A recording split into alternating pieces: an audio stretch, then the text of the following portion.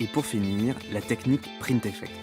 Ma cliente ne souhaite pas changer de couleur. Et pourtant, elle me demande de lui apporter une touche de couleur et de fantaisie. Je lui propose un effet imprimé sur une mèche située derrière l'oreille, qui ne se verra que lorsqu'elle portera ses cheveux sur l'épaule. Tout de suite, elle adhère.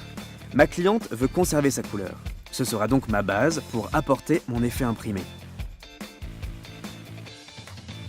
Je trace une séparation horizontale d'oreille à oreille. J'isole la partie du dessus. De la partie inférieure, je prélève une mèche de 2 à 3 cm d'épaisseur. J'ai préparé une nuance carmine suffisamment foncée afin d'avoir du contraste tout en restant en harmonie avec la couleur de ma cliente. Dans le tombant naturel, je pose la mèche sur un papier aluminium un peu plus grand que la longueur de ma mèche.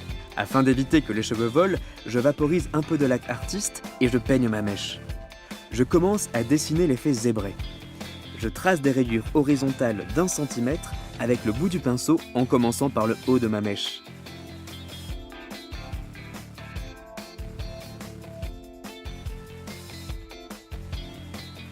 Je rince et j'effectue le shampoing post-coloration Equivital.